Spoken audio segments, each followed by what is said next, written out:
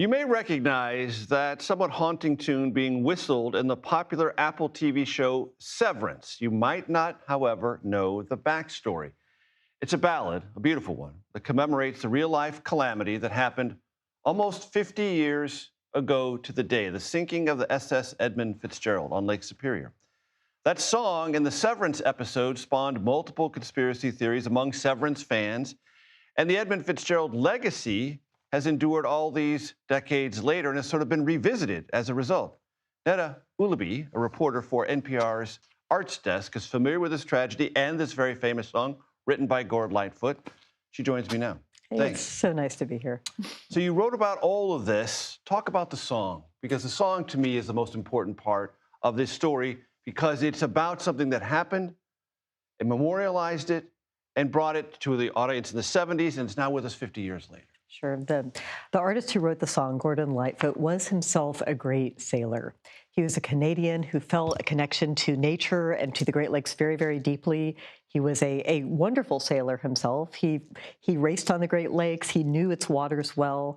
And when the actual SS Edmund Fitzgerald went down on November 10th in 1975, he was deeply affected by the tragedy and was very upset by how little attention the tragedy got in the news media. 29 men died. And he felt that it had been given short shrift, as he said. He had been noodling away on a ballad and couldn't get it out of his mind. He didn't want to write a song that was cheesy or hokey or didn't properly pay homage to the real men who had died in this tragedy. And at the same time, it was burning inside of him. He needed to write a song. He and his bandmates, Major, were recording an album for his 1976 album, "Summertime Dream," and between recording this song and that song, he would play the music, and his bandmates were like, "What is this? This is great. We love this." And he was like, "No, it's not ready. It's not ready. I don't want." And eventually, they persuaded him to sing the song that we all now know as the Wreck of the Edmund Fitzgerald. It is 28 two-line stanzas. There's no guitar solo, there's no hook, there's no bridge. It is a dirge. And it became the #2 hit when it came out in 1976, right after Tonight's the Night. A very, very different song. From Rod Stewart, yes. And those of us who've heard the Wreck of the Edmund Fitzgerald, we do not forget it. You can't forget it. You can't Unforgettable forget it. song. And those who suffered as a result of that disaster embraced the song, embraced Gordon Lightfoot for years afterward. Hugely. A lot of them were resistant to the idea of it. As you know, Gordon Lightfoot himself did not want to commercialize the song. He didn't want to exploit the song. And many of the families did not want to listen to it. And when they did, they felt that song in their bones. They knew that what he had done was that he had created a memorial that was not made of stone, but that was made out of music. And this is a famous vessel that trafficked these waters frequently. It was. With an experienced crew, but An just experienced captain. massive, terrible set of circumstances bring it down. Storm of the century.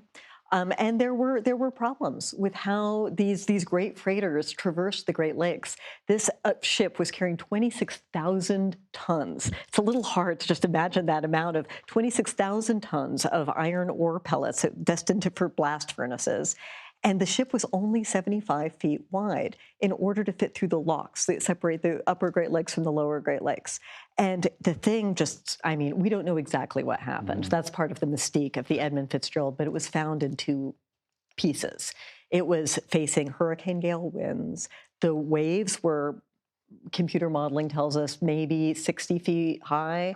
It was hitting that boat like 2 train engines every 4 to 8 seconds. It could not bear what it was facing. And there is something I've learned that I didn't know, that freshwater waves and freshwater high seas on a Great Lake can be worse than the ocean. Which is pretty amazing, isn't it? So salt weighs the waves down, and the lack of salt water can make these waves very, they're lighter, they're more erratic, they're ferocious, and they're harder to predict.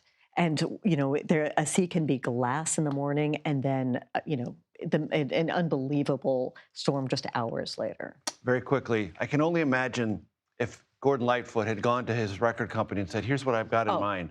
They'd be like, "You are not going to do that song." Absolutely. There's no way they could have predicted this would be a hit or that we would be talking about it on television 50 years later.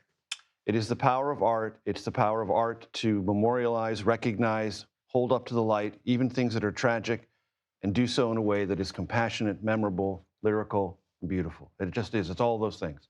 Neda Ulaby, thank you so much for coming in. Thank you.